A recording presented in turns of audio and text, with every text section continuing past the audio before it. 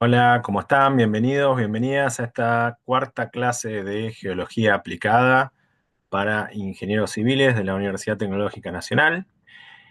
Hemos terminado el primer bloque que tiene que ver con el interior de la Tierra, los sismos, los volcanes, cómo se forman los continentes, los océanos, y vamos a empezar a hablar sobre el segundo bloque, que tiene que ver con cómo se forman los materiales en la Tierra, los minerales y las rocas.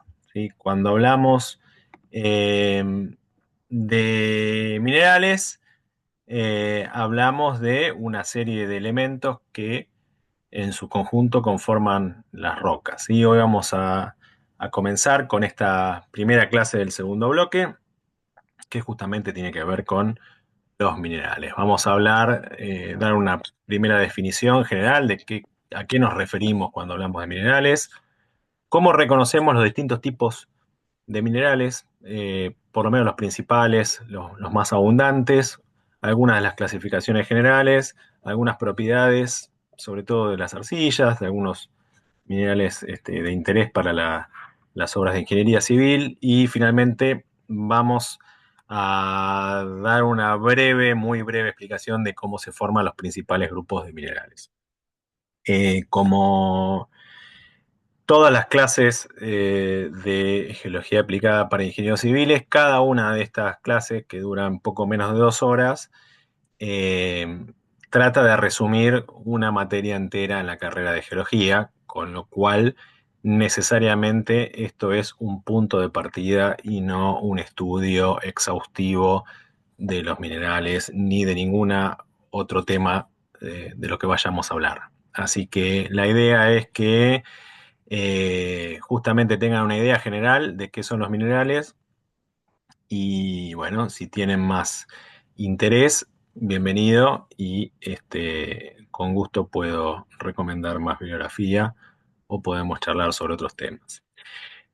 Lo primero es definir qué es un mineral y un mineral es un sólido que es natural, homogéneo, con una composición química que está definida dentro de ciertos límites y una disposición atómica ordenada. Y normalmente se forma por un proceso inorgánico. Esta es la definición que da un libro clásico de la mineralogía, que es el Manual de Mineralogía de Klein y Hurwood, basado en otro clásico que es el de Dana, y es la definición formal de lo que hablamos cuando hablamos de un mineral, ¿sí? Que no es un elemento, no es el zinc, el sodio, el cobalto. Bueno, algunos de estos son minerales, si se presentan en la naturaleza en estado puro, como elementos nativos, pero si no, en general los minerales son agrupaciones de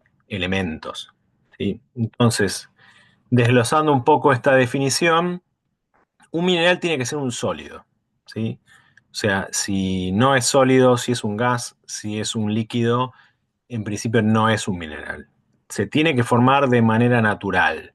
Si está sintetizado en un laboratorio, no es un mineral. Es otra cosa que puede ser muy parecida, puede tener características muy semejantes, pero no es un mineral.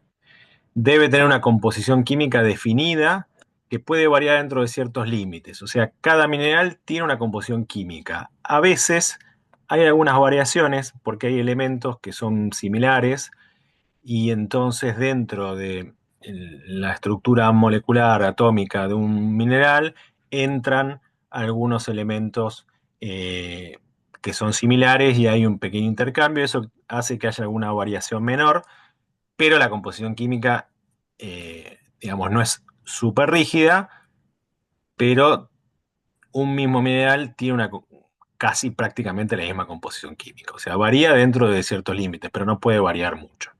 Y tiene que tener una estructura interna ordenada. Esto quiere decir que los átomos están dispuestos de manera regular, formando un modelo geométrico que es propio de cada mineral y que eh, si cambia la estructura interna, por más que tenga la misma composición química, es otro mineral.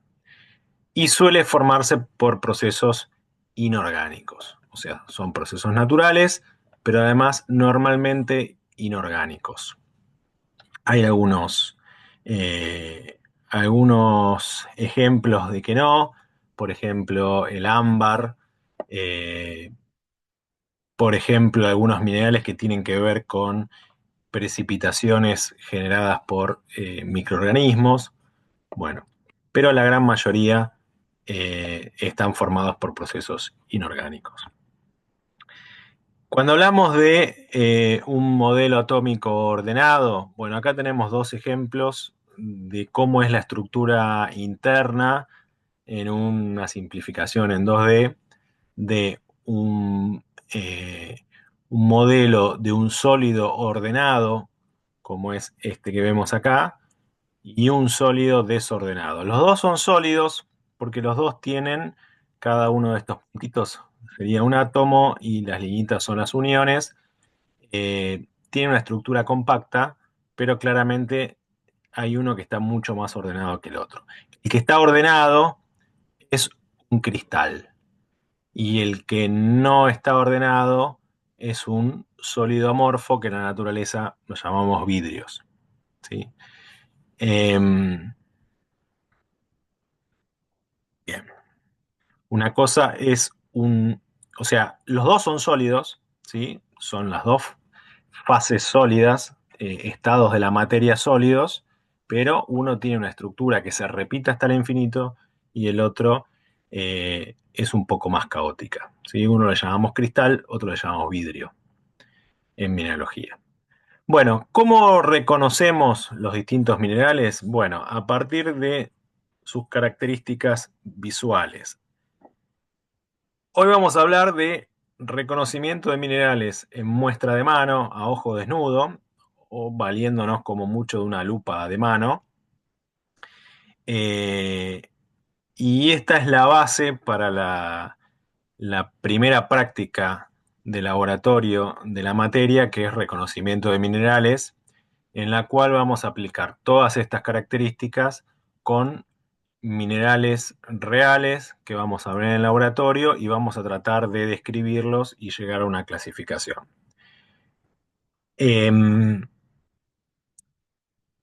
La idea es primero caracterizar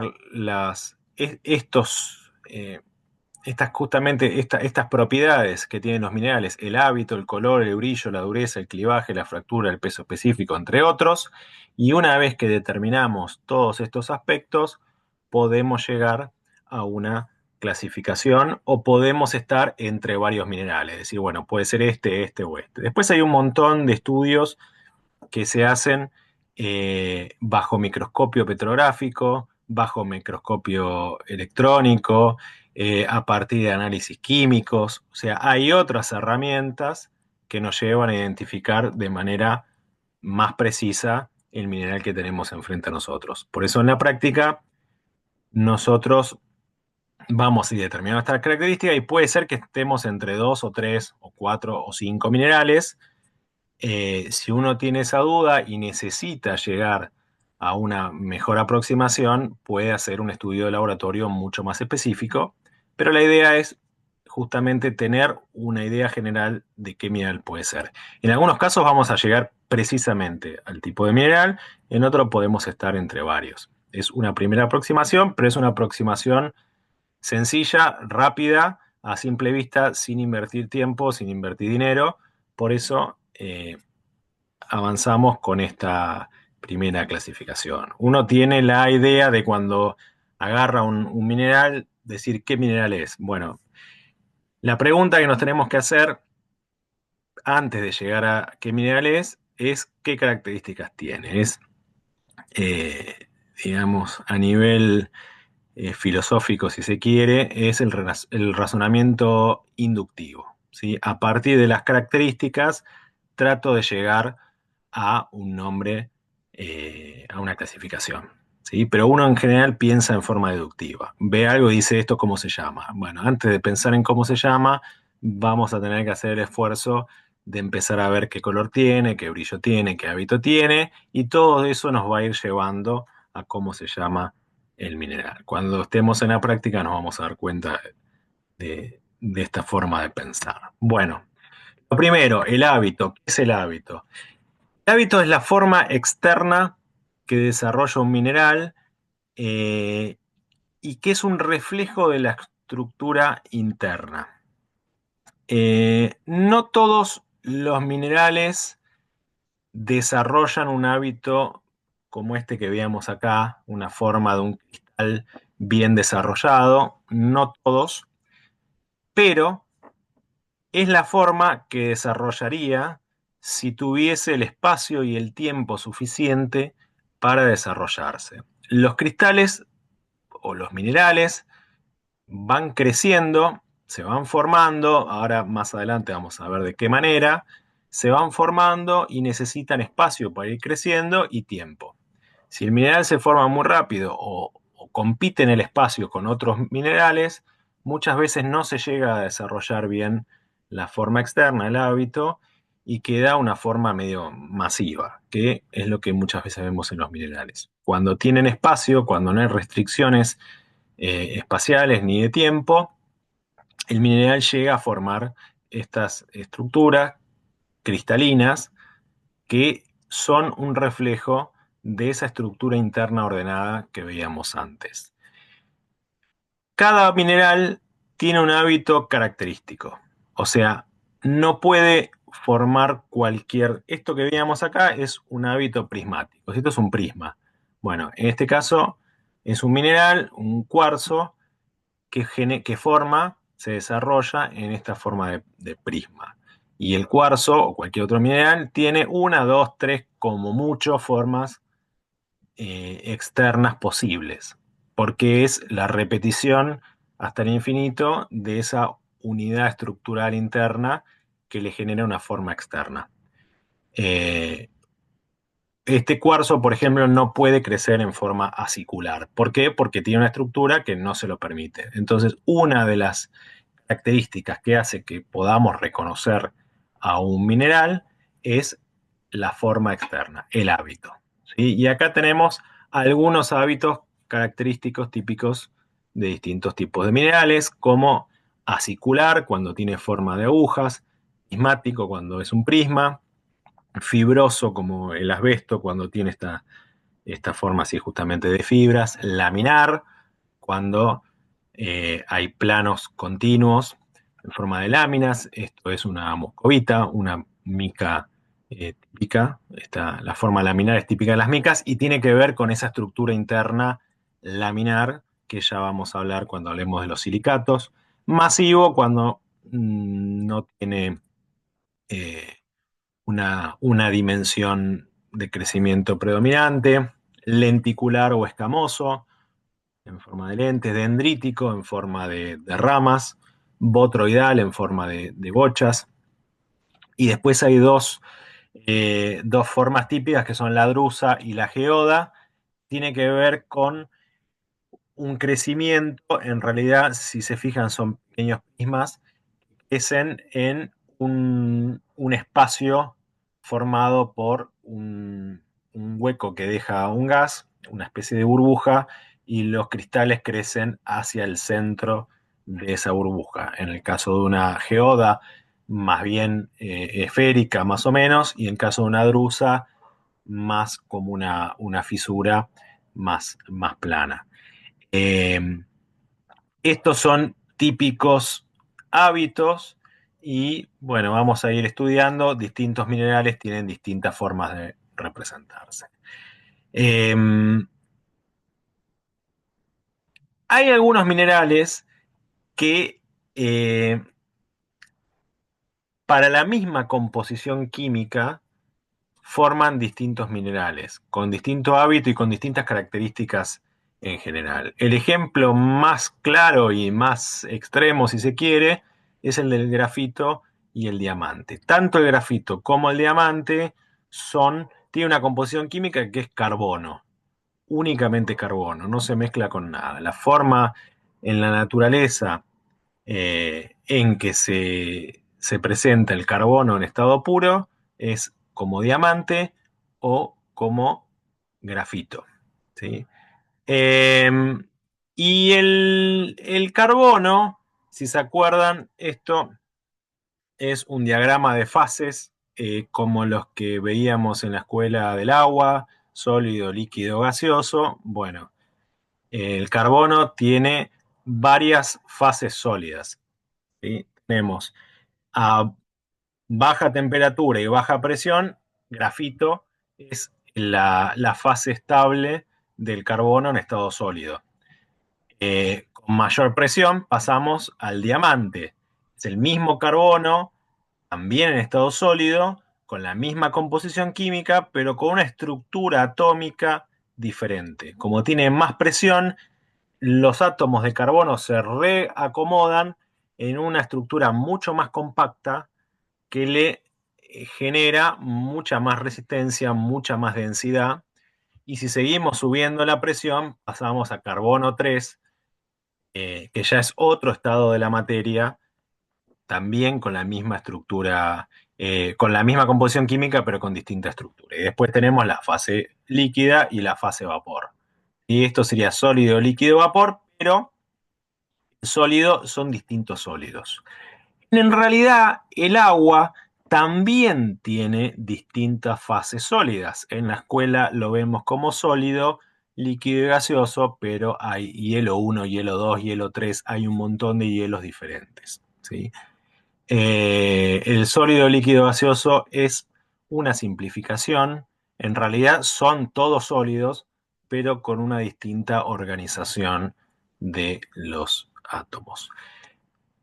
¿Qué quiere decir esto?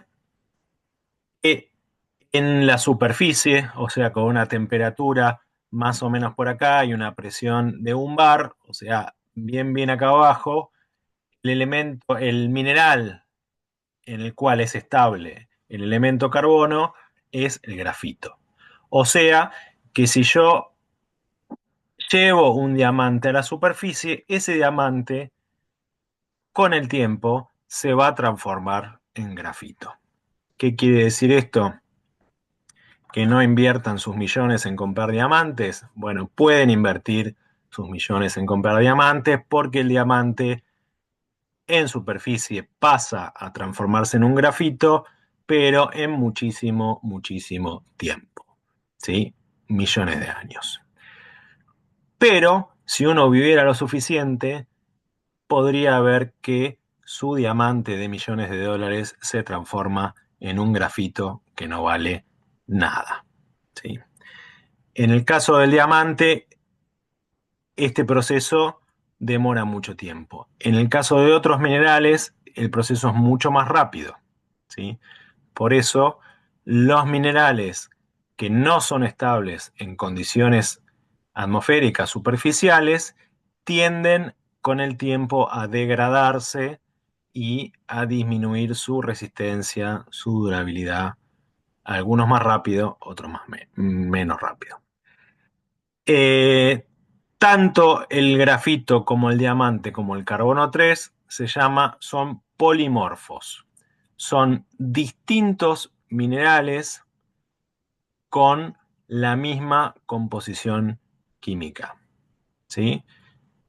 Los tres son carbonos, pero son tres minerales diferentes. ¿Por qué? Porque para que sea un mineral tiene que tener una estructura interna definida. Y acá son tres estructuras internas diferentes. Se les dice polimorfos, o sea, son polimorfos entre sí. El diamante y el grafito son polimorfos.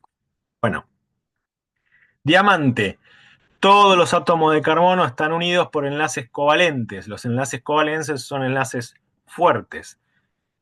La estructura que genera es una estructura tridimensional, isótropa, compacta. Compacta porque se forma a una presión muy grande, a una profundidad muy grande, y eso hace que tenga la máxima dureza de la escala Mohs, que es la escala que vamos a ver un ratito, que mide la dureza. El diamante tiene dureza 10, la máxima. Por otro lado, el grafito forma capitas de enlaces eh, covalentes dentro de la misma capa, pero entre capa y capa los enlaces son muy débiles, con lo cual si uno incluso lo frota, se mancha los dedos, o sea, va perdiendo masa únicamente con frotarlo. O sea, tiene una dureza, es muy blando y tiene una dureza entre 1 y 2. 1 es la mínima dureza de la escala de Mohs, está cerca de ser uno de los minerales menos duros, más blandos de todos. Y es la única diferencia con el diamante es la estructura interna. Ahora dijimos, cada capa entre sí, los enlaces dentro de la misma capa son extremadamente fuertes y una capita de grafito es lo que se conoce como grafeno, un material súper resistente, tan resistente como el diamante, porque es el mismo tipo de uniones covalentes, pero se puede cortar en una capita del espesor de un átomo. Bueno, tiene propiedades muy especiales el grafeno. El grafeno es una capita muy finita de grafito. Bueno, pasamos a otra de las características distintivas que es el color. El color, en principio uno diría que no hay mucho de qué hablar cuando habla de color, sin embargo, vamos a ver que hay algunas consideraciones interesantes. La propiedad más fácil de reconocer, pero si bien algunos minerales tienen colores únicos como la malaquita, la pirita, o muy pocos, qué sé yo, la turmalina, en general es negra, aunque también puede ser verde, rosa, pero varía entre pocos colores. Hay algunos como el cuarzo que puede tener cualquier color. ¿Sí? Fíjense acá abajo, todos estos son colores del cuarzo. Lo más común es que sea incoloro, pero todos estos que están acá son todos cuarzos. ¿Sí? Y son todos cuarzos y no son polimorfos, es el mismo mineral. ¿Por qué? Porque dijimos que tiene una composición química definida que puede variar un poquito. ¿Sí? Y ese poquito es lo que se llaman impurezas. En el caso del cuarzo o de cualquier otro mineral, el cuarzo es dióxido de silicio. ¿Sí? Tiene silicio y tiene oxígeno. Pero a veces hay algún elemento que se mete ahí en la estructura porque tiene un tamaño más o menos parecido, porque por ahí un oxígeno o un silicio se le escapa y se le mete otro parecido, y pequeñas diferencias en la composición química hace que el color cambie. Y entonces lo que llaman impurezas son las que generan todos estos colores diferentes en el cuarzo. Un cuarzo puro es un cuarzo incoloro como el que está acá a la izquierda, y estos son distintos tipos de impurezas. Entonces, en general, no es el color, si bien es la más fácil de observar, no es eh, una propiedad diagnóstica, salvo en algún que otro mineral que no cambian nunca de color. ¿Sí? Pero la mayoría de los minerales pueden tener distintos colores. Eh, el brillo. El brillo es el aspecto general que tiene la superficie del mineral cuando la luz se refleja en él. Y hay clasificaciones de diferentes tipos de brillos, pero hay dos grandes grupos de brillos, brillo metálico y brillo no metálico. El brillo metálico es el que la luz cuando se refleja en la superficie le da un aspecto parecido al de los metales. Por ejemplo, esto que vemos acá en la fotografía es una galena. La galena tiene siempre el mismo color y siempre tiene un brillo metálico. ¿Sí? Los minerales con brillo metálico son opacos, o sea, la luz no los atraviesa. Ejemplo, la pirita, la galena. La pirita es un sulfuro de hierro, la galena es un sulfuro de plomo. Acá tenemos un ejemplo. Es bastante fácil cuando uno, lo vamos a ver en la práctica de laboratorio, cuando uno ve un mineral con brillo metálico, no hay mucho que discutir. O sea, uno lo ve y dice, esto es un metal. Bueno, en este caso es un sulfuro de hierro, sulfuro de plomo. ¿Sí? El brillo no metálico es el que no parece un metal. ¿Sí? Bueno, hay distintas clasificaciones dentro de lo que es un brillo no metálico, como vítreo, graso, nacarado, terroso, etc. Los minerales de brillo no metálico son translúcidos o transparentes, o sea, transmiten la luz y fíjense lo que dice ahí, al menos en láminas delgadas. ¿Qué quiere decir en láminas delgadas? Cuando uno lo corta muy finito y lo mira en un microscopio petrográfico en el cual la luz lo atraviesa, va a ver que justamente la luz pasa a través del mineral, cosa que no ocurre con un mineral de brillo metálico, un mineral opaco. ¿Sí? Y tienen colores más claros, rosados, blanco, amarillentos. Esto es una sección delgada, es una roca que ha sido cortada de un diámetro de 2-3 micrones, se lo coloca con una luz que viene desde abajo, atraviesa la plaquita y uno la ve desde arriba. Y vemos distintas cosas, ¿no? En este caso son dos colores blancos, grises, negros. Bueno, estos colores negros es porque la luz no puede atravesar el mineral. Son minerales opacos, con brillo metálico, y los minerales translúcidos son estos blancos o grises claros en los que la luz lo atraviesa, tienen un brillo no metálico. Lo de translúcidos o transparentes siempre se ve en un corte al microscopio. En la muestra de mano, si la roca o el mineral es muy grueso, la luz no lo va a atravesar, en algún caso sí, pero no es lo más común. Algunas consideraciones cuando hablamos de brillo, transparencia, color. Muchas veces se nos mezclan a todos y por eso esta aclaración es importante, sobre todo para la práctica. El brillo está determinado por cómo interactúa la luz sobre la superficie y cómo se refleja en ella. La transparencia tiene que ver con la cantidad de luz que atraviesa la superficie, no que se refleja, sino que lo atraviesa. Y el color tiene que ver con el tono de la luz que se refleja, que está determinado por el rango de longitudes de onda dentro del espectro electromagnético. Ustedes saben que el espectro electromagnético va del infrarrojo al ultravioleta y en función de cómo sea la longitud de onda que se refleja sobre la superficie, es el color que nosotros vemos. Y acá vienen las aclaraciones, porque hay colores que siempre, siempre surgen y que vamos a revelar que no existen. Por más que estén en el diccionario, en geología no existen. Por ejemplo, el dorado no existe. Dorado quiere decir que es como el oro. El oro es de color amarillo y tiene brillo metálico. ¿Sí? El brillo metálico es el que hace que un color amarillo se vea dorado. El plateado es gris con brillo metálico. El azul metalizado es azul con brillo metálico. ¿Sí? No mezclar dos conceptos como color y brillo. Tampoco mezclar dos conceptos como color y transparencia. El color transparente no existe. Transparente quiere decir que la luz se transmite a través del mineral y permite ver con nitidez, ¿sí?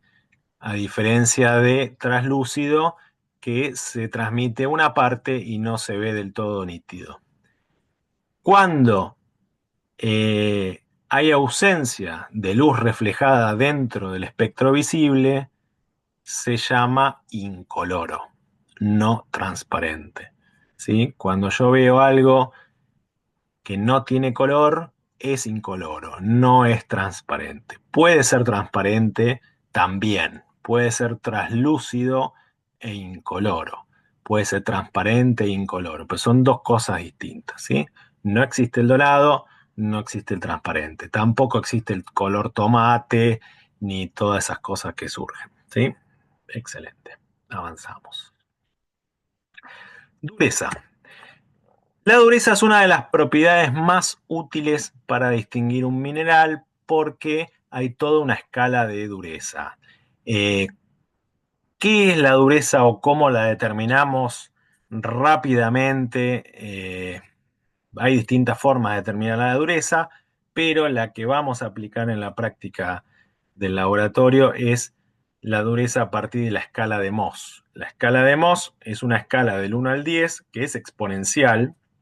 Quiere decir que 2 es muchísimo más que el doble de 10, de 1, perdón, y 3 es muchísimo más que 2 más 1, es exponencial, y medimos la dureza rayando un mineral con otro que yo conozco la dureza. Por ejemplo, yo agarro un cuarzo y con el cuarzo froto otro mineral y ese mineral queda rayado, que me queda un surco provocado por el cuarzo, quiere decir que la dureza de ese mineral es menor que la del cuarzo.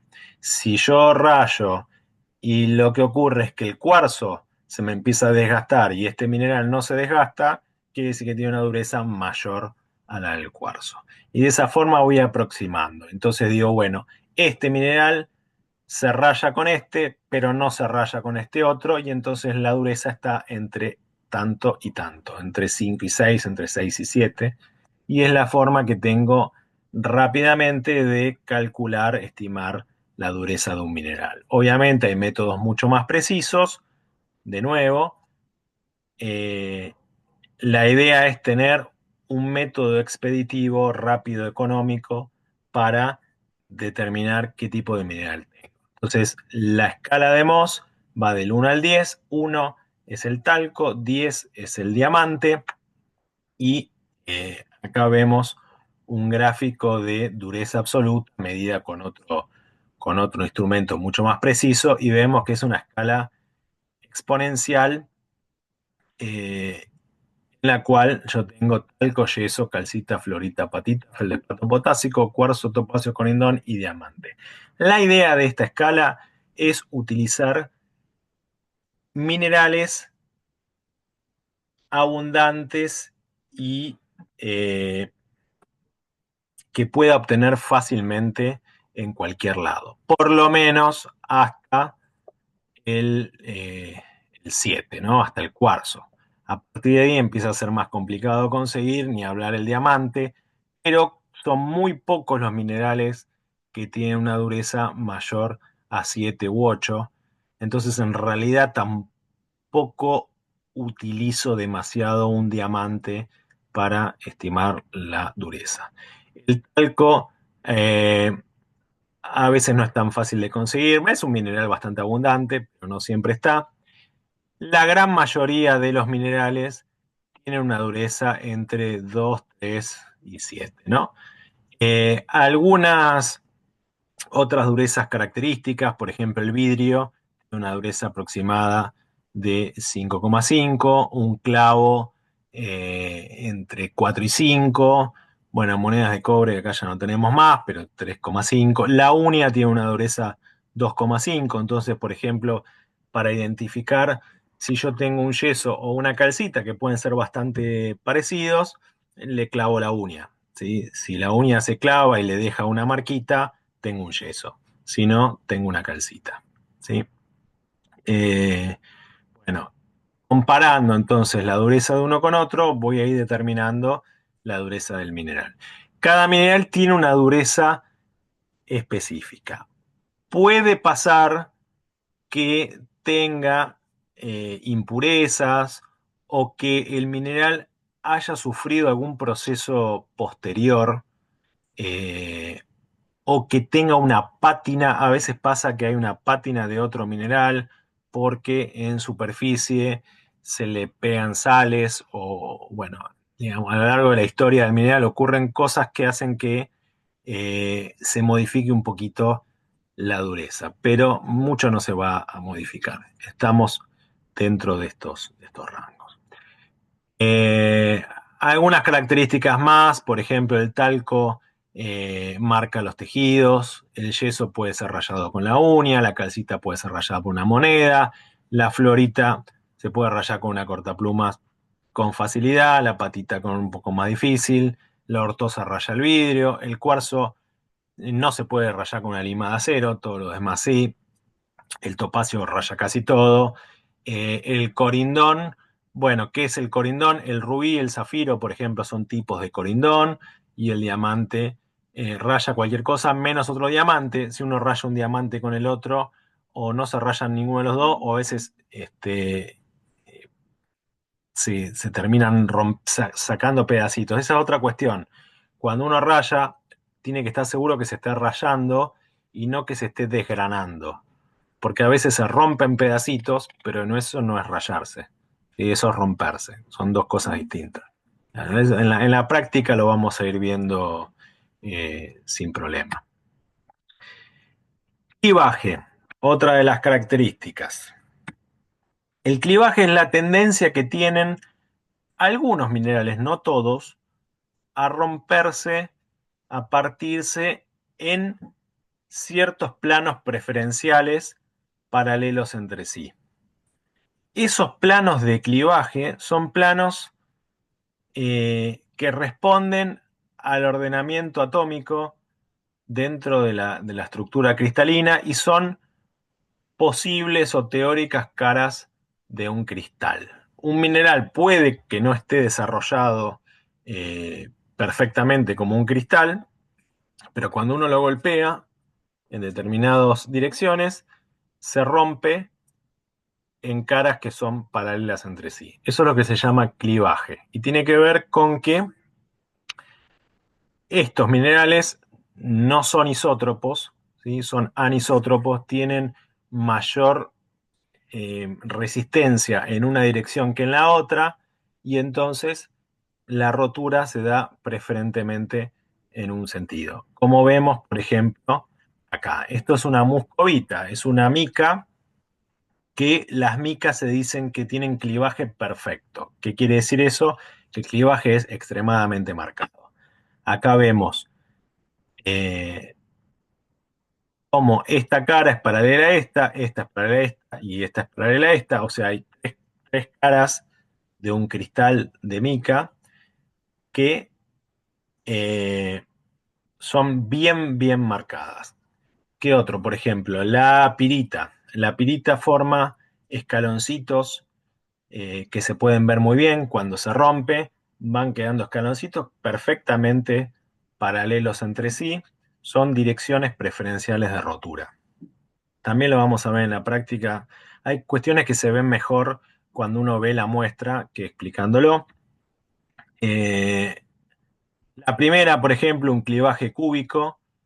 ¿Sí? Esto es típico de la pita, vemos estos escaloncitos así, parecen cortados a propósito. No, son planos de debilidad. Hay otros, eh, por ejemplo, que baje romboédrico, este es típico de la calcita, forma romboedros, bueno, fíjense, ¿no? Octaédrico, dodecaédrico, prismático, pinacoidal, basal, bueno, tienen sus nombres que tienen que ver con el tipo de geometría que se forma.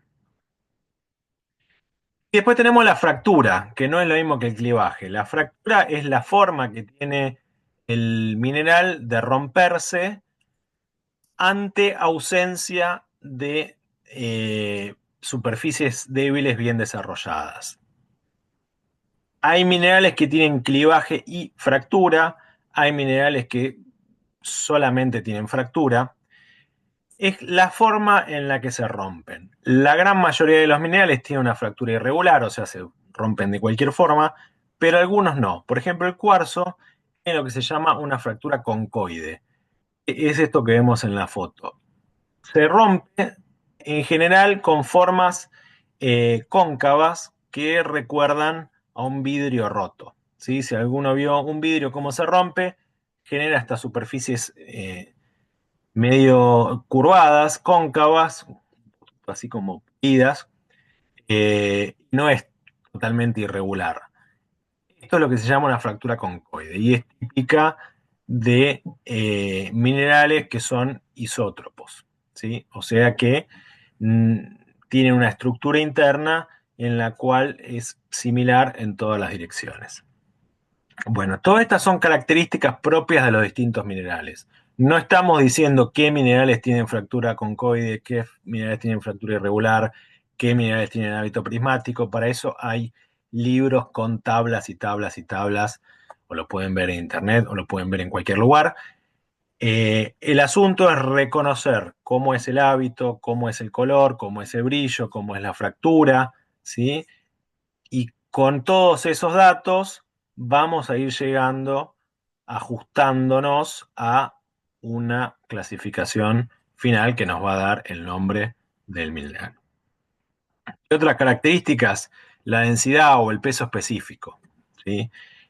Cuando hablamos de peso específico, hablamos de la relación entre el peso de un determinado volumen de un mineral sobre el peso del mismo volumen de agua. El peso específico es adimensional, es peso sobre peso, pero en general hablamos de densidad en gramos sobre centímetros cúbicos o en toneladas sobre metro cúbico. Eh, y para que tengan alguna idea, los silicatos, que son los minerales más abundantes, tienen una densidad de 2,6 a 2,7. Los minerales ferromagnesianos, o sea, que tienen hierro y magnesio, un poco más, entre 2,7 y 4,5. Los minerales metálicos, entre 5 y 7,5, pero por ejemplo el oro tiene 19,3.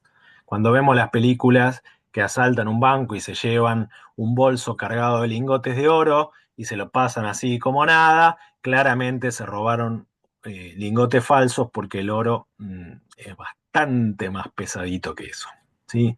Un bolso lleno de lingotes de oro se nos rompe la manija si no la reforzamos y si se lo tiro a mi compañero ladrón así, probablemente quede aplastado por el oro y no se pueda levantar más. En la práctica no vamos a medir la densidad, podríamos hacerlo, pero nos llevaría tiempo, pero sí vamos a comparar el peso de uno y otro y van a ver que hay una diferencia sustancial. Entre dos minerales de un volumen similar, van a ver que hay algunos que son mucho más pesados que los otros. Después hay algunas reacciones químicas que son características de algunos minerales. Por ejemplo, la efervescencia.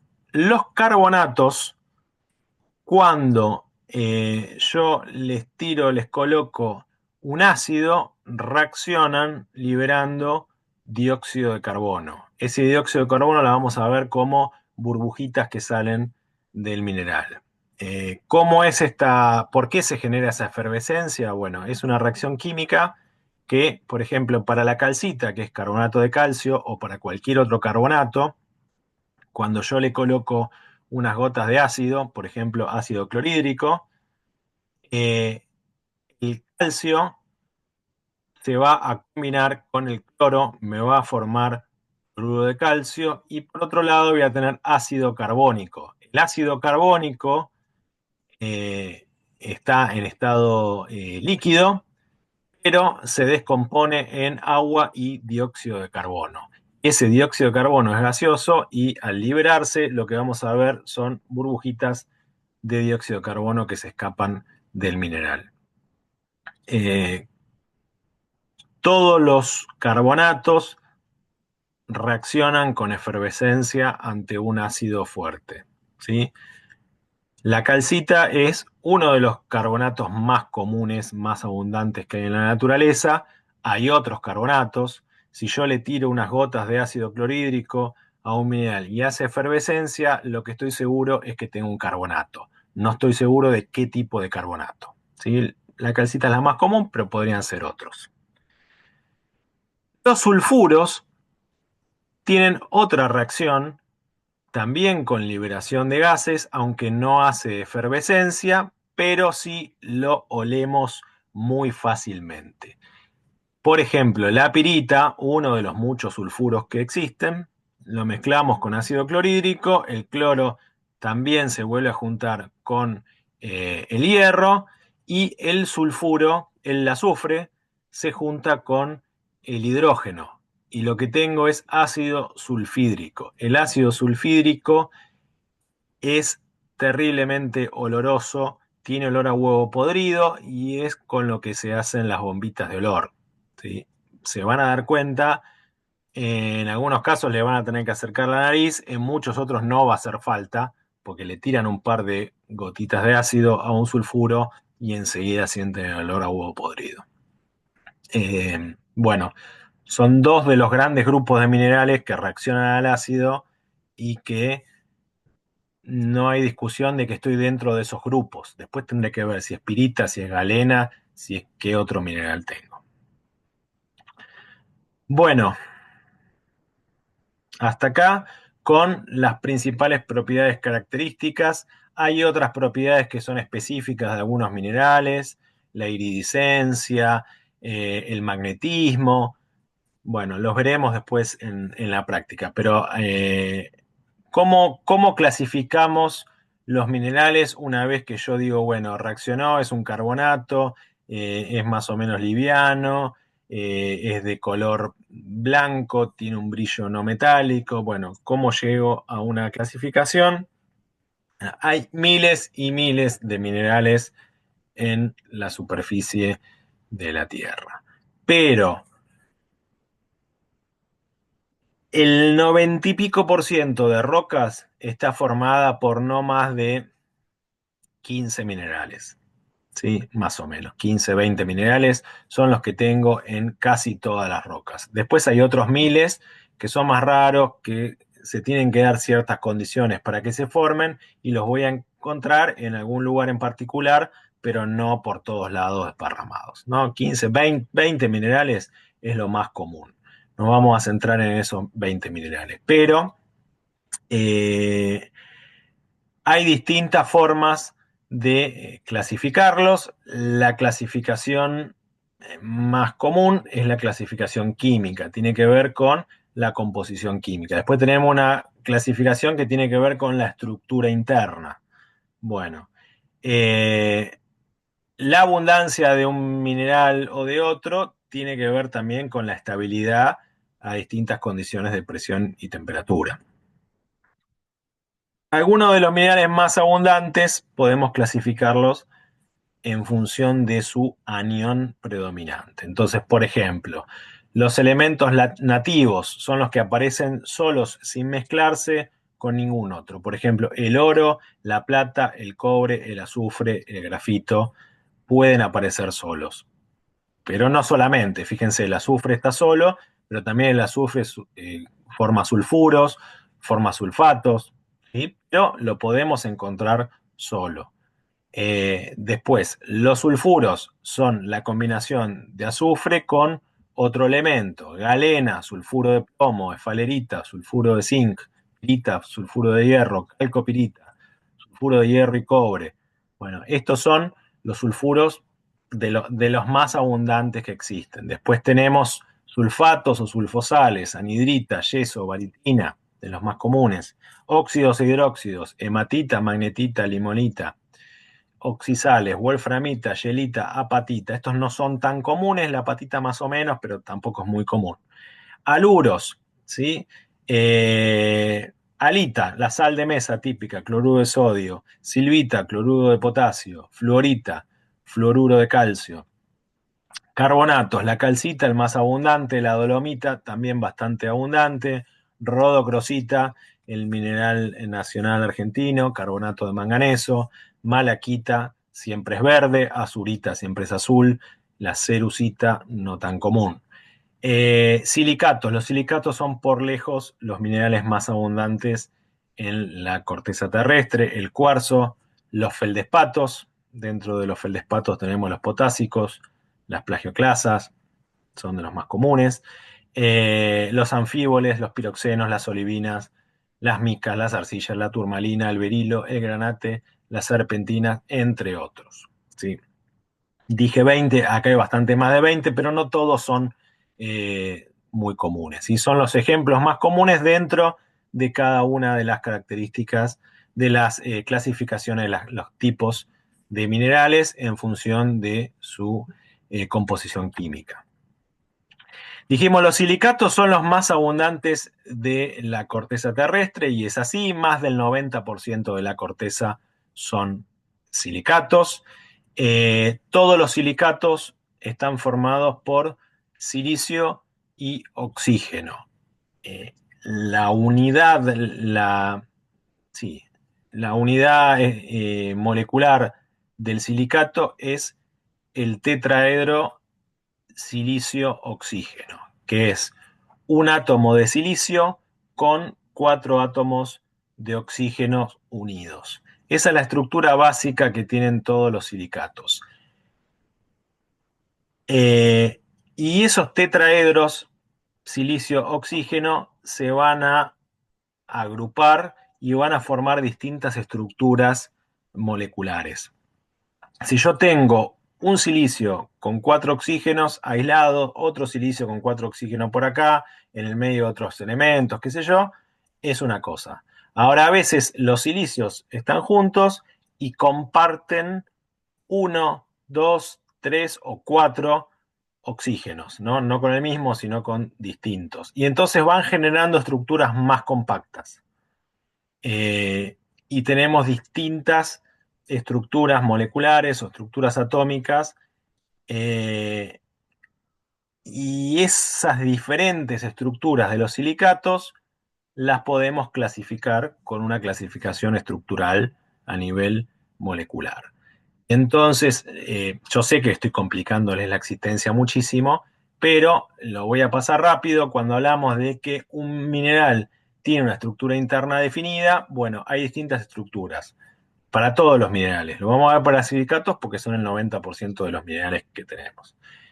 Lo primero que tenemos son los nesosilicatos, de los cuales el más abundante, el más común, es la olivina u olivino, de donde lo lean, en el cual la estructura interna, la unidad estructural es el tetraedro simple. Es un silicio, que es el puntito ese celeste que van ahí, con 4 oxígenos unidos a ese silicio. Después tiene otras cosas, ¿no? O sea, silicio, oxígeno 4, es la unidad básica, y después tenemos magnesio y hierro. Después, eso se llaman nesosilicatos. Y son las estructuras más estables en profundidad, a grandes presiones. Después tengo los inosilicatos, en los cuales cada uno de estos tetraedros silicio-oxígeno está unido con el de al lado, compartiendo un oxígeno. Entonces yo tengo para cada silicio 3 oxígenos, porque hay uno que lo comparto con el de la izquierda y otro que lo comparto con el de la derecha. Silicio, oxígeno 3. Después también tiene hierro y magnesio, en este caso es el grupo de los pioxenos. Son una serie de minerales, el más común es la augita, pero hay muchos otros. En este caso son inosilicatos de cadenas simples. Después puedo tener inosilicatos de cadenas dobles. Quiere decir que comparto un silicio con el de la izquierda, perdón, un oxígeno con la izquierda, otro con la derecha y otro con el de la cadena de al lado. Entonces ya tengo eh, por cada silicio, en medio de ese oxígeno tengo 2,5. ¿Sí? Bueno, y empieza a complejizarse un poco la estructura interna. Después puedo tener filosilicatos, en los cuales no tengo una cadena ni dos, sino que tengo infinitas cadenas formando una red bidimensional, ¿sí? Una capa, en el cual ya cada silicio comparte 3 de sus oxígenos, con el de la izquierda, con el de la derecha, con el de arriba, y hay otro oxígeno que está por ahí dando vueltas. Los filosilicatos, el grupo más común son las micas y también las arcillas. Después tengo los tectosilicatos, en los cuales cada silicio comparte los 4 oxígenos con otro silicio. ¿Sí? Entonces, los silicatos es una red ya tridimensional, todos los oxígenos están compartidos, cada silicio tiene un oxígeno, o sea, tiene 4 oxígenos, pero los 4 se comparten con 4 silicios distintos. Se llaman silicatos, donde son es la estructura, la configuración interna más estable en superficie y es típica del cuarzo, los feldespatos potásicos y las plagioclasas. Y hay otras estructuras más, como los sorosilicatos o los ciclosilicatos. Los sorosilicatos son tetraedros dobles y los ciclosilicatos son anillos de tetraedros. Pero no me quiero seguir metiendo en complicarles la vida, pero sepan que hay más miembros de esta clasificación de silicatos. Ejemplos, la olivina, dijimos que era un nesosilicato, típico de zonas más bien profundas, o sea, en condiciones de alta presión y alta temperatura. Los piroxenos, que tenían cadena simple, o los anfíboles, que tenían cadenas dobles, son inosilicatos. Cada uno de estos son grupos de minerales. Los filosilicatos, por ejemplo, la muscovita es una de las micas más comunes. Los silicatos, la ortosa es un mineral que está dentro del grupo de los feldespatos potásicos, o el cuarzo, son tectosilicatos. Y acá me voy a frenar un segundito para comentarles esto que vemos acá, este gráfico. Voy a subirles después otro video explicando más en detalle este gráfico porque este es un tema que nos va a venir muy bien para entender cómo se agrupan los minerales para formar rocas, sobre todo las rocas ígneas. No me quiero adelantar porque todavía no vimos lo que es una roca ígnea, lo vamos a ver un poquito más en detalle después, pero lo que sí les voy a decir, esto es un gráfico que se llama serie de Bowen, es el orden en que cristalizan, en que solidifican los minerales a partir de un fundido. Es una especie de destilación fraccionada. Yo tengo un magma en profundidad que tiene infinidad de elementos, prácticamente toda la tabla periódica, y ese magma empieza a ascender por alguna fisura que conecta la profundidad con la superficie. Entonces está a una presión y una temperatura elevadas. Al ir conectándose con zonas más superficiales va bajando la presión y va subiendo ese fundido. A medida que ese fundido va en ascenso, esto, repito, lo vamos a hablar de vuelta cuando hablemos de rocas plutónicas o volcánicas y rocas ígneas, al ir ascendiendo ese fundido, ¿se acuerdan cuando hablábamos de las corrientes convectivas, de que el calor va ascendiendo y se va transfiriendo a la superficie? Bueno, va arrastrando material que está a una presión y una temperatura. Al ir subiendo, se va enfriando, va disminuyendo la presión y todos esos elementos que tiene dentro de ese fundido se van a ir combinando. Y algunas de esas combinaciones de elementos tienen un punto de fusión que cuando lo alcanzo empieza a cristalizar, empieza a solidificar. Y a medida que voy subiendo, cada vez tengo menos temperatura y van cristalizando los minerales que tienen un menor punto de fusión, que son los que se mantienen líquidos, fundidos, más tiempo. Entonces, de esa manera, se van a ir estratificando los minerales a medida que yo voy enfriando ese fundido. ¿Cómo lo enfrío? Subiendo.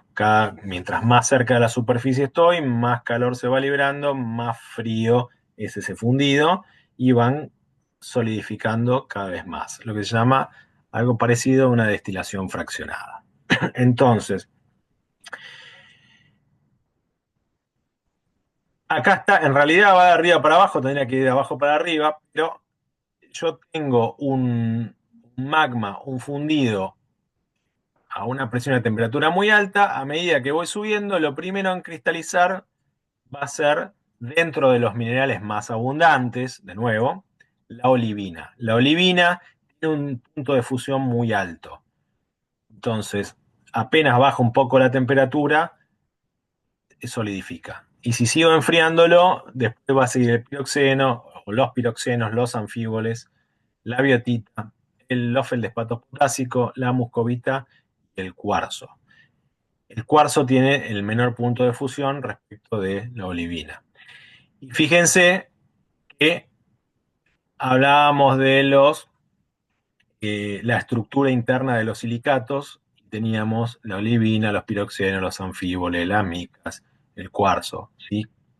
La estructura interna se va transformando, se va modificando en función de la presión. O sea, cristalizan en función del punto de fusión, o sea, de la temperatura, pero la estructura va cambiando en función, sobre todo, de la presión.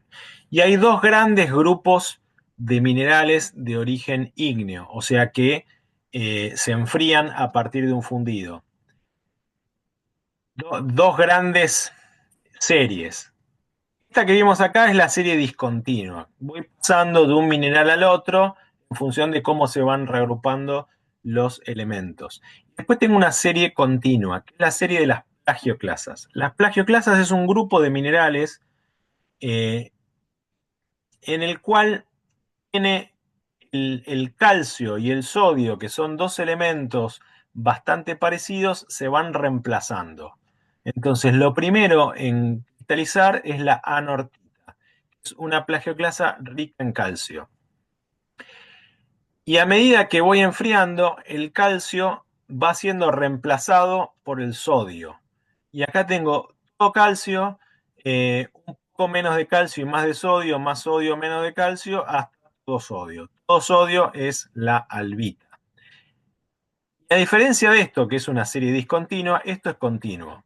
¿Sí? En realidad, entre la albita y la anortita hay varias plagioclasas más, que es un continuo. Eh, o sea, en función de qué porcentaje de sodio, la relación sodio-calcio, ¿sí? 50% de sodio, 50% de calcio, estoy acá. 75% de calcio, 25% de sodio, estoy acá. Es en continuo. Y acá no está discretizado. ¿Para qué nos sirve esta serie de cristalización? ¿Cuál es la utilidad que tiene? Bueno, nos va a servir en la próxima clase cuando hablemos de rocas, y lo vamos a volver a ver este tema. Una roca ígnea, si la roca se formó a una cierta, por ejemplo, una roca plutónica, se formó en profundidad, yo voy a tener una roca formada por dioxeno, un poco de olivina, un poco de anfíbol, un poco de plagioclasa más bien cálcica. No voy a tener cuarzo, porque el cuarzo se forma a una condición completamente distinta. En cambio, si tengo una roca que se formó a menos presión y menos temperatura, voy a tener bastante muscovita, cuarzo, un poco de feldespato potásico, un poquito de albita, biotita, no voy a tener olivina y quizás no voy a tener piroxeno. Esa es otra roca. ¿Sí? Bueno, vamos a volver sobre este tema. Como les digo, les voy a dejar un video explicando un poquito más en detalle este tema, porque es un tema importante que nos va a permitir diferenciar distintos tipos de roca. Lo que tenemos que hacer ahora es diferenciar distintos tipos de minerales, pero una roca es un conjunto de minerales, así que está todo relacionado. ¿Sí? Las plagioclasas, lo que les decía, es esa serie continua que pertenece al grupo de los feldespatos. Y es una serie continua que va de albita a anortita, o de anortita a albita. ¿Sí? Fíjense, la composición química es parecida. Silicio y oxígeno es un silicato. En aluminio tiene sodio, tiene calcio. En los dos extremos. En los puntos intermedios tienen sodio y calcio. Acá abajo lo que vemos en este triángulo es la serie de la albita, 100% sodio, la anortita, 100% calcio y distintos porcentajes de calcio, en este caso, forman la serie continua de las plagioclasas. Pero a su vez, la albita, que está acá, además de ser un extremo de las plagioclasas, es un extremo de los feldespatos alcalinos, que en la otra punta están los feldespatos potásicos, de los cuales la ortosa u ortoclasa es más común, pero que también hay otros, ¿sí? Esto es una serie discontinua. ¿Qué quiere decir? Que no puedo tener cualquier porcentaje de cada mineral, sino que pegamos saltos este, mucho más discretos. Tanto los feldespatos alcalinos como las plagioclasas son feldespatos. Y todos estos feldespatos pertenecen al grupo de los tectosilicatos. Y los feldespatos son los minerales más abundantes de la corteza terrestre. ¿Sí? Dijimos que es una serie continua porque en realidad de la albita a la anortita paso por la oligoclasa andesina, labradorita, vitounita, en donde van cambiando los porcentajes, pero esto es una discretización de un continuo, ¿sí?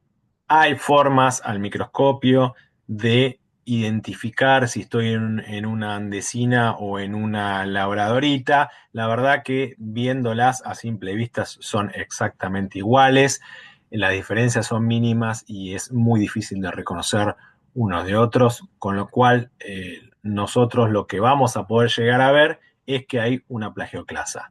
Después, si son todas las plagioclasas distintas, si son todas la misma, qué porcentaje de calcio o de sodio, en muestra de mano no lo vamos a poder determinar.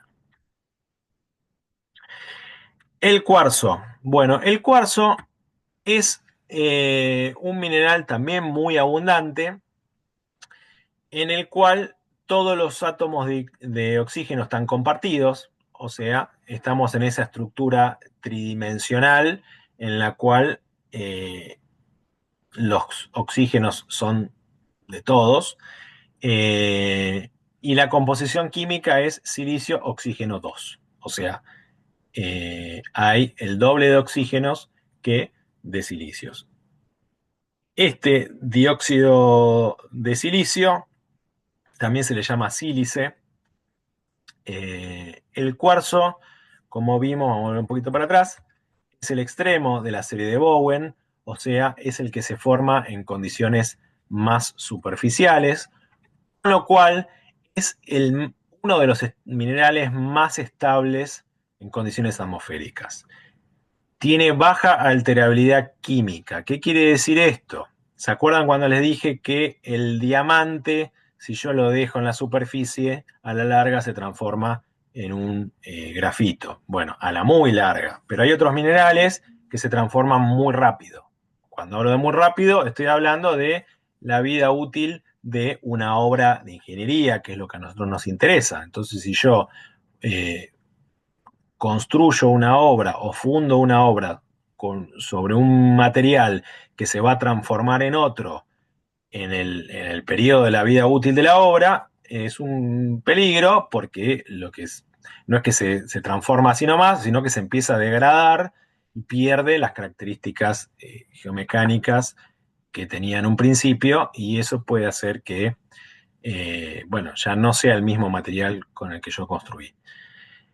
Eso no le ocurre al cuarzo porque el cuarzo se forma a presiones y temperaturas relativamente bajas, muy parecidas a la de la superficie, con lo cual eh, tiene una muy baja alterabilidad química. Va a seguir siendo cuarzo toda su vida, y además, como la dureza es alta, también tiene una baja alterabilidad física. O sea, eh, si yo lo golpeo, lo rayo, lo hago rodar por el fondo de un río, hay otros minerales que se van rompiendo, se van desintegrando, y el cuarzo se mantiene bastante bien porque es un mineral duro, resistente.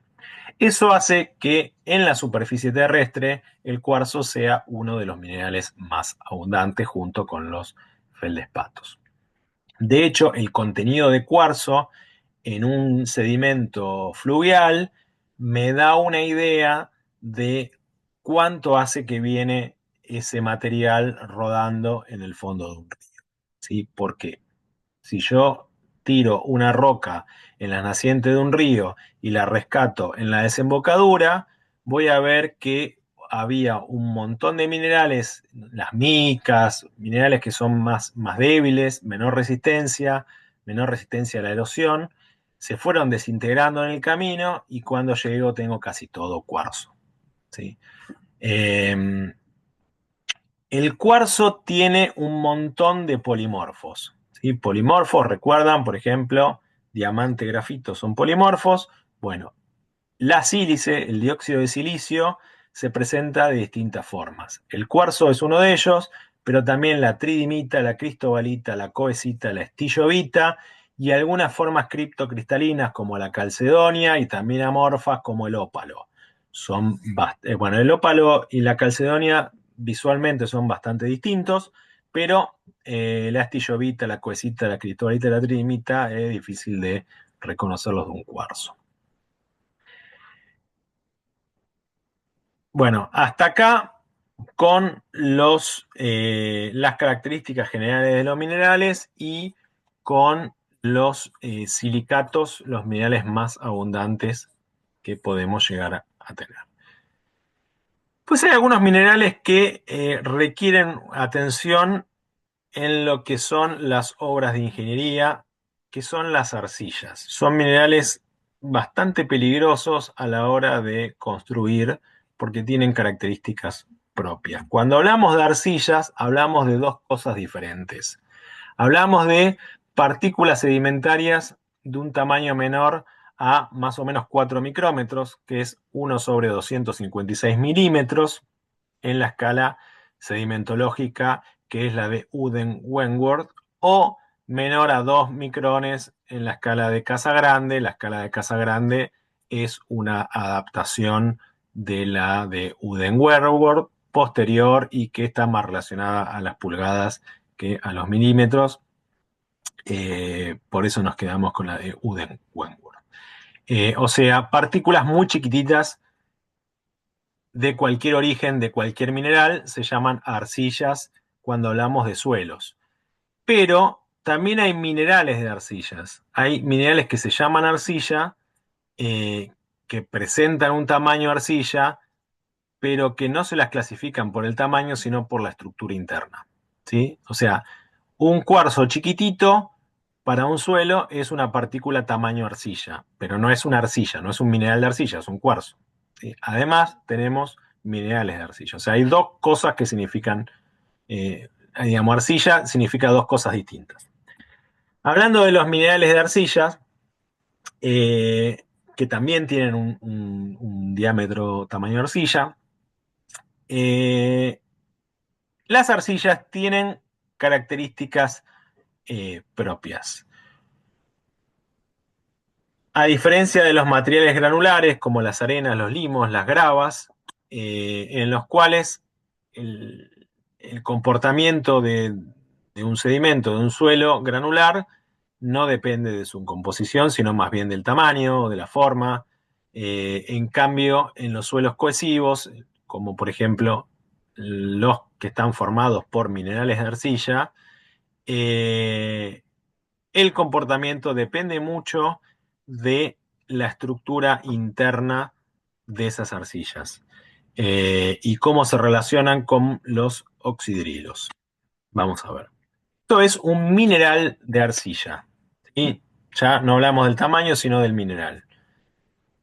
Tiene una estructura de filosilicato, ¿no? O sea, silicios, oxígenos compartidos formando una red bidimensional.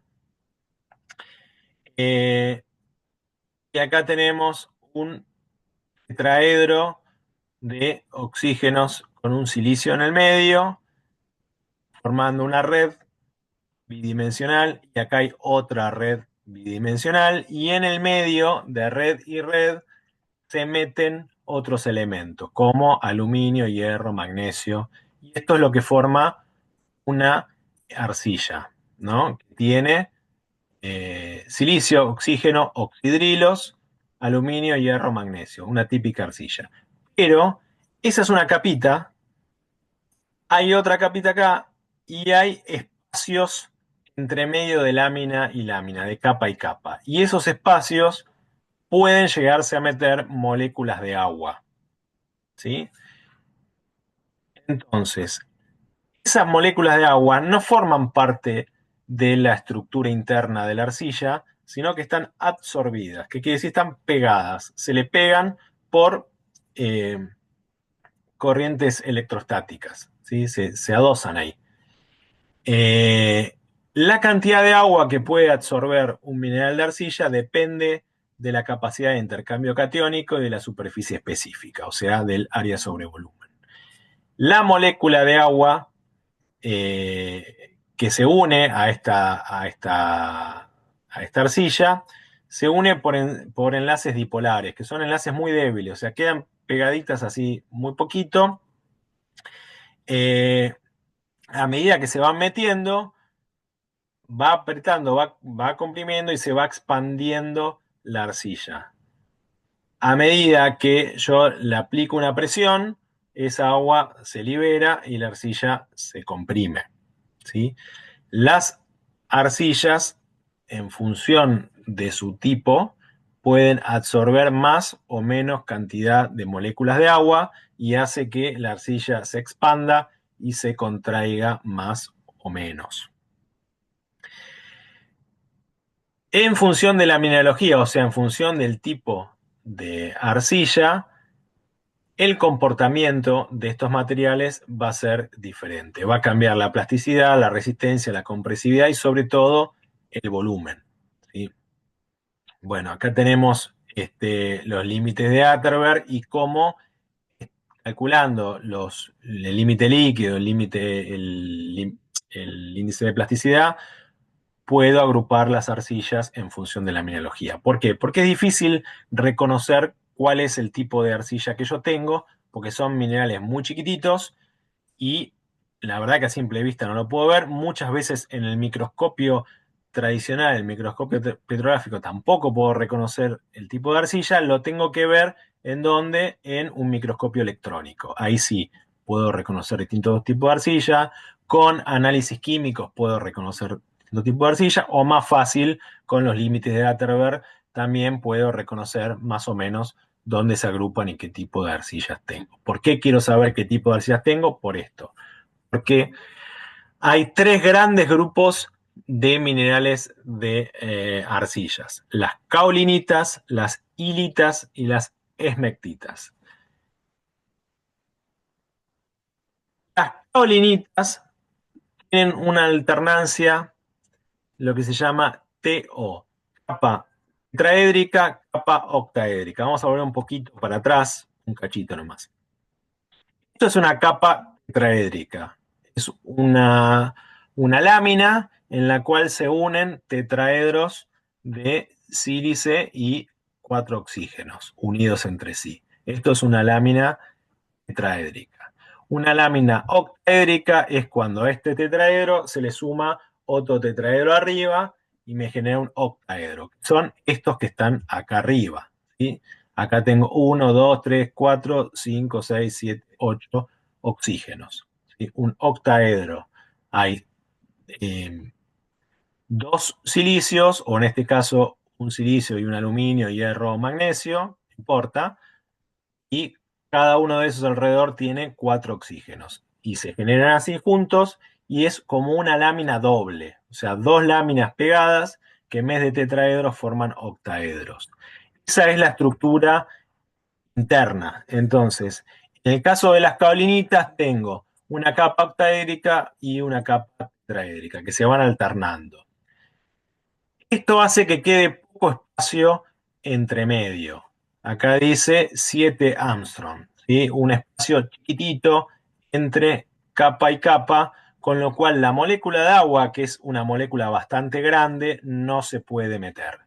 Las caolinitas, cuando yo las embebo en agua, tienen muy poquita expansión, o sea, absorben muy poca agua. Y cuando las seco, se comprimen muy poquito, ¿sí? La expansión y la compresión tienen que ver con cuánta agua se va metiendo entre las capitas de estos filos silicatos. Las hilitas, acá dice 1,1 porque es un octaedro y un tetraedro alternando, es 2,1, o sea, tetraedro, octaedro, tetraedro, espacio, tetraedro, octaedro, tetraedro. O sea, tengo el doble de tetraedros que de octaedros, y eso hace que entre tetraedro y tetraedro puedan meterse algunos elementos, típicamente el potasio y alguna moleculita de agua chiquita. O sea, estos minerales se los consideran no expansivos porque es muy poquita el agua que se mete ahí. El espacio es chico. Entonces, cuando yo embebo en agua una calinita, prácticamente no cambia de volumen. La elita cambia un poquito, pero es mínimo. En cambio, las esmectitas tienen mucho espacio entre uno y otro. También tiene una estructura 2-1, pero con un espacio entre lámina y lámina bastante mayor, que hace que entre una molécula grande de agua. Y entonces son las que más se expanden, más se hincha, el agua empieza a empujar, empieza a expandir, y cuando yo la seco o la presiono, libero el agua y se comprimen. Esos cambios de volumen hacen que tengamos lo que se llaman arcillas expansivas. Dentro de las arcillas expansivas, la montmorillonita, que es un tipo de esmectita, es la más expansiva de todas. ¿Sí? ¿Por qué es peligroso? Porque yo fundo arriba de una arcilla expansiva y el terreno, cuando se satura y se seca, se empieza a mover. No solo se empieza a mover, sino que trabaja, y al moverse, la resistencia, vamos a hablar más, me estoy adelantando como 25 clases, pero la resistencia, que originalmente es una resistencia de pico, al ir moviéndose pasa a ser una resistencia residual, con lo cual la resistencia de la arcilla disminuye. Eh, y además, al expandirse y contraerse, no es perfectamente parejo y homogéneo, entonces yo tengo algo fundado arriba, se me puede asentar de un lado, del otro, el material se degrada, cambia las propiedades, tienen un montón de problemas las arcillas expansivas, tanto como material de construcción como material de fundación, todavía peor. Bueno, acá fíjense como un ensayo de hinchamiento libre típico. Yo lo sumerjo en agua y las cablinitas se hinchan un poquito nomás y después se mantienen, las hilitas se hinchan bastante más, las esmectitas se hinchan muchísimo. ¿Sí?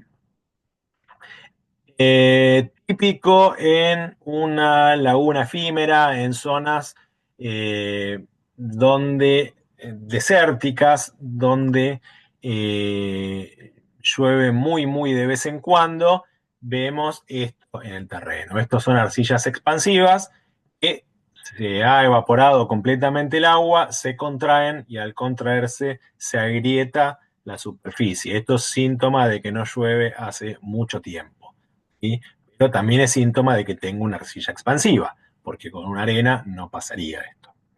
Acá tenemos lo mismo, ¿no? Un espacio entre capa y capa lo suficientemente grande como para que el agua se meta. Cuando llueve, esto se expande, esto uno puede caminar, pisar por encima, se pone duro porque ya no tiene más agua, pero cuando llueve, empieza a absorber agua, se hincha, pero además disminuye la densidad, se hace un barro, y bueno, y si llueve mucho, lo que suele ocurrir en estos sitios donde no llueve nunca, pero cuando llueve, nada está preparado para la lluvia, se genera un barro, se puede generar un flujo y tenemos otros problemas que ya veremos algunas clases más adelante. Algunas propiedades de las arcillas. Bueno, uno, el hinchamiento libre, lo que decíamos, la capacidad de expandirse o contraerse. Como las arcillas tienen un montón de problemas para la construcción, hay otras características que se intentan medir de diferente manera. Por ejemplo, una es la sensibilidad, que es la relación entre la resistencia a la compresión simple, o sea, cuánto resiste a ser apretada, de una muestra inalterada, y la misma muestra remoldeada. O sea, cómo va modificándose la resistencia a medida de que yo la voy amasando. Y si cambia relativamente poco, tengo una sensibilidad normal, en un terreno muy sensible la relación es muy grande, ¿sí? Y ese remoldeamiento puede darse por muchos factores, por ejemplo, por humedecimiento y secado o porque removí el terreno o porque hubo algún movimiento, ¿sí? En general, la humedad es lo que hace que la arcilla se empiece a remoldear. Si la humedad natural está próxima al límite líquido, en general la sensibilidad pasa a ser muy alta. La susceptibilidad es algo parecido, lo definió Terzaghi hace unos cuantos años, y es la relación entre la resistencia no a la compresión, sino al corte, sin drenaje de una arcilla natural y de una arcilla reamasada, ¿no?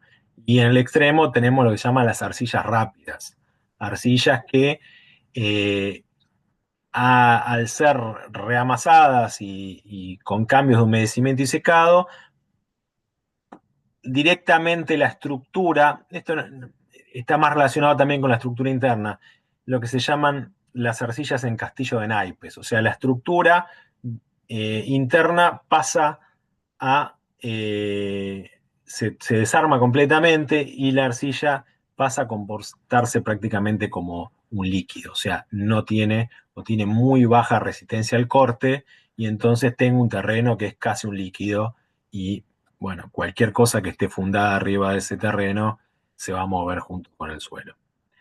Eh, bueno, la actividad también, digamos, no me quiero meter mucho en esto, hay muchas formas de distintos ensayos que se idearon para entender cuán peligrosa es una arcilla y todo relacionado a el tipo de mineral de arcilla que tengo. ¿Sí? Las arcillas son peligrosas. Otra de las propiedades que pueden tener las arcillas es la tixotropía, ¿no? Un material tixotrópico es un material que en estado de reposo es sólido y que cuando uno lo agita pierde completamente viscosidad y se comporta como un líquido, sin resistencia al corte, ¿no? Algo parecido con lo que veíamos antes con la susceptibilidad. Cuando estoy cerca del límite líquido, muchas arcillas se comportan en forma tixotrópica. Cuando estoy cerca del límite plástico, casi ninguna. Bueno, estoy yendo rápido, estoy viendo muchos temas, pero vamos a pasar, hablamos de los minerales, de los silicatos, hablamos de las plagioclasas, de los feldespatos potásicos, hablamos del cuarzo, hablamos de las arcillas, todos minerales silicatos, y ahora vamos a ver algunos de los no silicatados, ¿sí? Eh, Dentro de los muchísimos minerales que no son silicatos, eh, algunos son bastante importantes para la vida humana, como la calcita, el yeso, la halita, ¿sí? La calcita, carbonato de calcio, eh, con lo que se hace el cemento, el yeso, sulfato de calcio dihidratado, o sea, relacionado con dos moléculas de agua. Después tenemos la anhidrita, que es sulfato de calcio sin agua. Lo más común es encontrarlo como yeso. Y la halita, que es la sal de mesa que todos conocemos, cloruro de sodio. Y hay otros minerales, obviamente, muy importantes. Pero estos tres son tres sales que tienen distinto grado de solubilidad y que muchas veces se encuentran juntos. La calcita tiene un grado de solubilidad media, o sea, es un mineral soluble, pero es un mineral que se va disolviendo con el tiempo, ¿no? Es el mineral que compone mayormente las calizas y en la provincia de Buenos Aires, por ejemplo, y en otras provincias, en Neuquén, en Mendoza, tenemos también mucha caliza. En las sierras septentrionales, en Sierras Bayas, Olavarría, Tandil, tenemos muchas calizas, por eso tenemos en la zona de cerca de Olavarría las cementeras, ¿no? Bueno, una calcita. El yeso ya tiene un grado de solubilidad mucho más alto. ¿Qué quiere decir esto? Que si yo fundo, por ejemplo, una presa sobre un material que tiene yeso, y cuando empieza a llenar el embalse, este yeso se va a ir disolviendo y se va a ir disolviendo en la vida útil de la obra. O sea que un vaso con yeso en el terreno de fundación va a filtrar. Y va a filtrar no en 1 millón de años, sino cuando llene el embalse va a empezar a filtrar y va a empezar a filtrar cada vez más. Y hay unos cuantos casos en la Argentina y en otros países también de presas que se llenaron y empezó a filtrar el agua por todos lados, cada vez más, cada vez más, cada vez más, porque el material se va disolviendo cada vez más y va dejando cavernas al paso del agua, ¿sí? O sea, pésimo material para fundar una presa y también para otro tipo de obras que tengan que ver con agua, ¿no? Eh, los terrenos kársticos, vamos a hablar de terrenos kársticos en algunas clases, son aquellos paisajes donde predomina la solubilidad de las rocas y de los minerales, muchos relacionados con calizas, algunos también con yesos. Eh, Se utiliza mucho, por supuesto, el yeso en la industria de la construcción. En la Argentina, Mendoza, Neuquén, muchísimo yeso. Ahí tenemos esto cerca de, si mal no recuerdo, de Las Loicas, este, ahí por Mendoza, gran cantidad de yeso por todas partes. El yeso tiene distintos hábitos, ¿sí? Esto es el mismo mineral, no son polimorfos, tienen la misma composición y la misma estructura, pero distinto hábito. O sea, la forma de combinar el ordenamiento interno hace que el yeso sea un mineral que tenga distintos hábitos. No todos los minerales tienen distintos hábitos. El yeso es particular porque tiene hábito lenticular, granular, laminar, fibroso y acicular. Cada uno de estos hábitos hace que el mineral sea más o menos soluble. El menos soluble es el granular, que es el más compacto, el que tiene menos superficie específica. En cambio, por ejemplo, el lenticular tiene muchísima más superficie y entonces se disuelve mucho más rápido. La halita, cloruro de sodio, es uno de los minerales con mayor solubilidad. No se preserva en ningún lado donde haya humedad. Eh, Tiene que haber zonas muy áridas, ¿sí? ¿Por qué? Porque caen 2 gotas de lluvia y se disuelve la alita y se va para otro lado, en alguna zona de Cantará, ¿sí?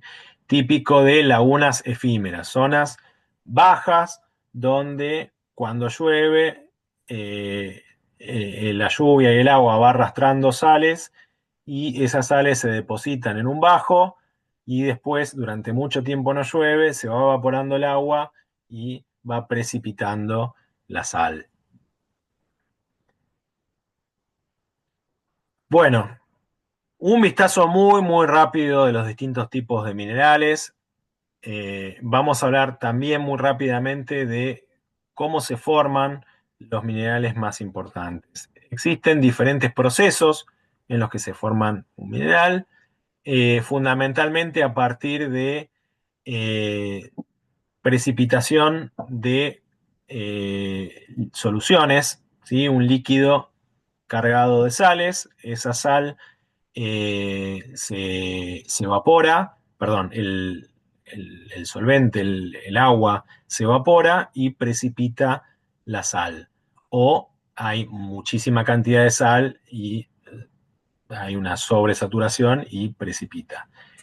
¿Dónde precipita en las sales? Fundamentalmente en el fondo del mar o en las lagunas, donde el agua de los ríos y de la lluvia va pasando por zonas donde hay sal, la va arrastrando hasta que llega a una zona calma, un bajo, donde se estanca y empieza lentamente a precipitar. Cuando hay evaporación del agua, queda el precipitado en el fondo. También puede ser a partir de fundidos como los magmas. Estos serían los minerales de origen ígneo que responden a la serie de Bowen que habíamos visto anteriormente de esa destilación fraccionada a medida que ese fundido se va enfriando.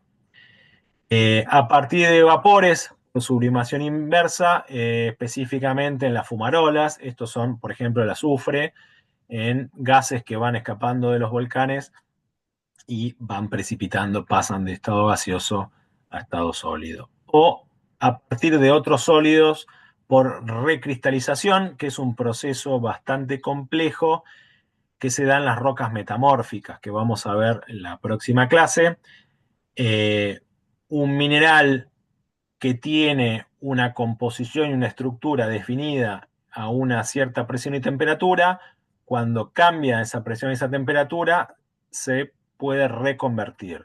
Se puede reconvertir de dos maneras, cambiando la estructura por una más estable, aunque con la misma composición química, o si tiene otros minerales cerca, se puede relacionar con esos minerales e intercambiar también algunos elementos y entonces también puede cambiar la composición química, además de la estructura.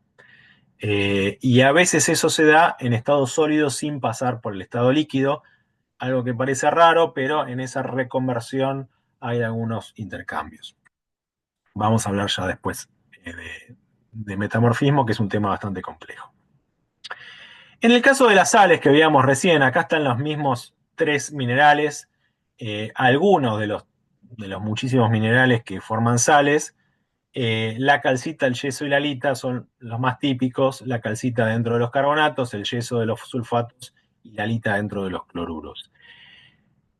Yo tengo una laguna en una zona muy árida en la que llueve muy poco. Cuando llueve, el agua va arrastrando distintos tipos de sales del terreno, llega a un bajo donde queda ahí, se estanca y no llueve más, hay mucho sol, empieza a evaporar y va quedando, a medida que evapora el agua, se va concentrando más en las sales y van precipitando. Precipitan en forma estratificada. ¿Por qué? Porque el que tiene menor solubilidad a medida que el agua se va evaporando, se va concentrando más y es el primero en precipitar.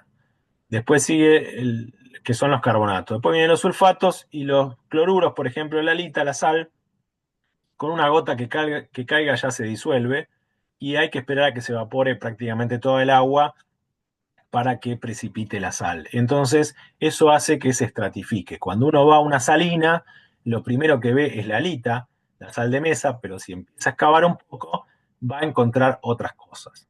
¿Sí? Encuentra, no siempre, porque depende de qué fue lo que arrastró el agua. ¿Sí? Esto es una antigua laguna o una laguna actual que solo se llena en algún caso especial, en alguna lluvia torrencial, y el agua esa viene llegando por ríos, y esos ríos pasan por distintos tipos de rocas y minerales.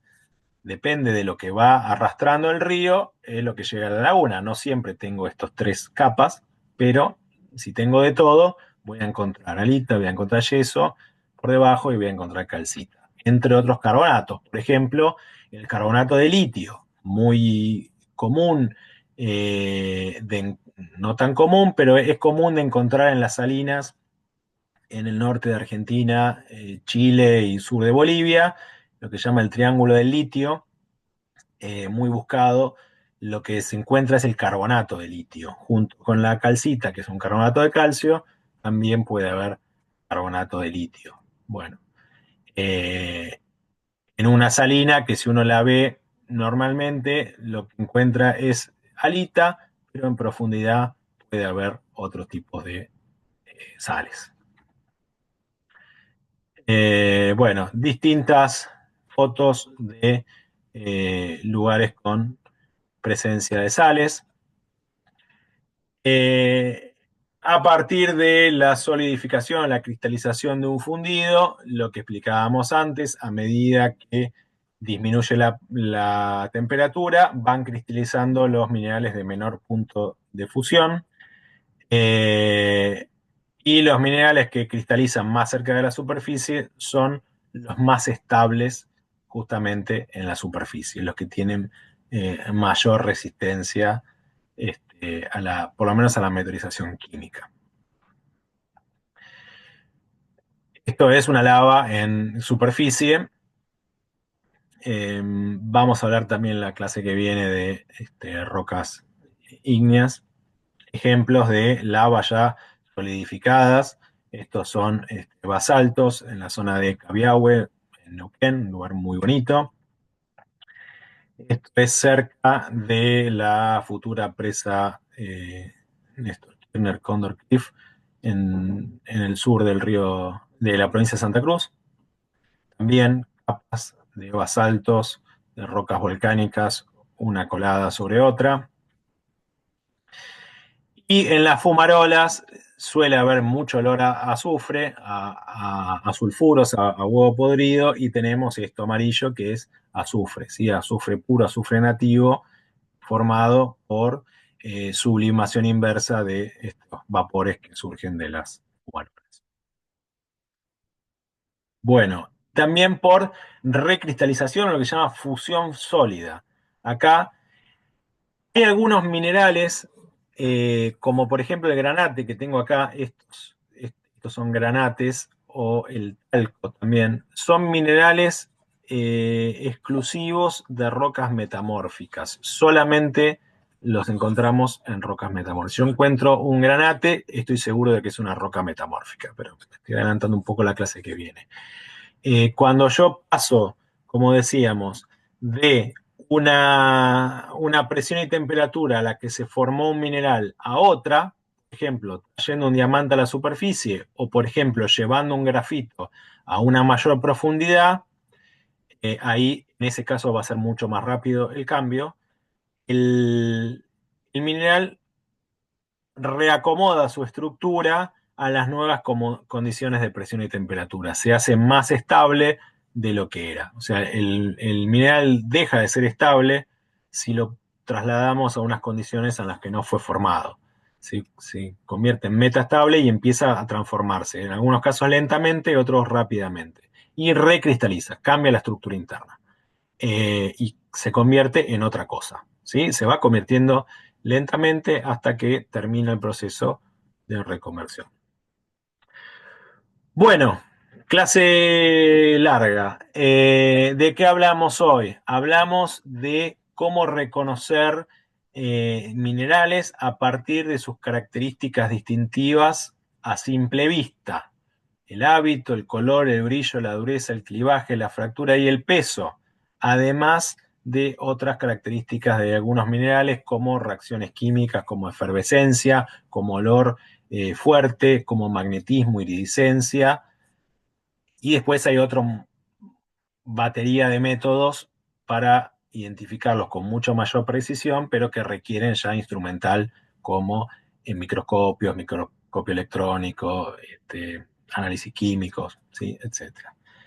Los minerales, desde el punto de vista de su composición química, se pueden clasificar a partir del anión predominante. Elementos nativos, sulfuros, sulfatos, sulfosales, óxidos, hidróxidos, oxisales, aluros, carbonatos y silicatos.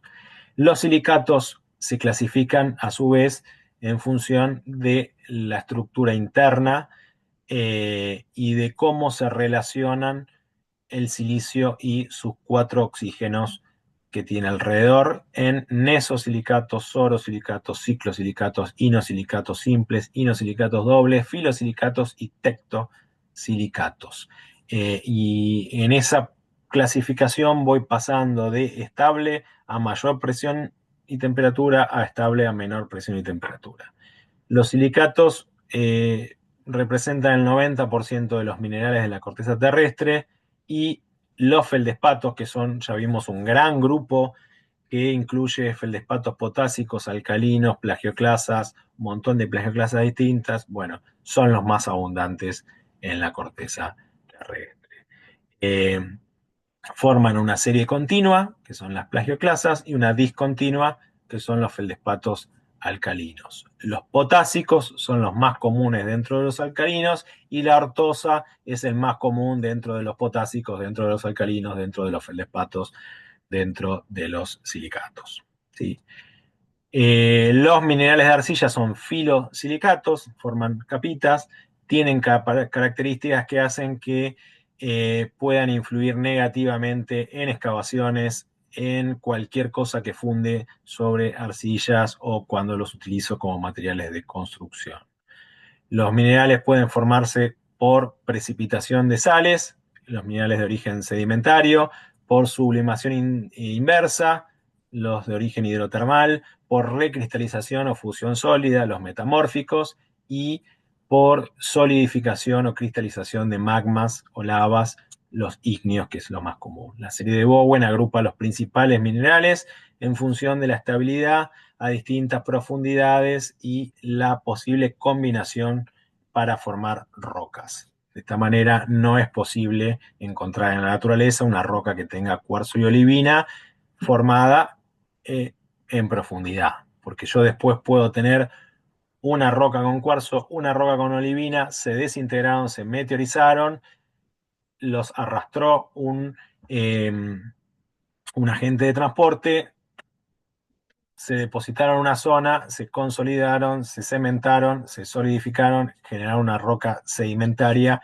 y ahí sí puedo tener cuarzo y olivina, pero no a partir de la cristalización de un fundido.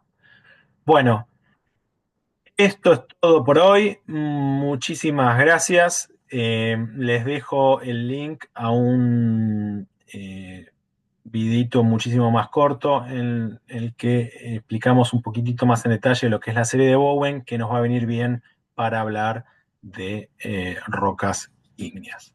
Bueno, muchísimas gracias y nos vemos la próxima clase.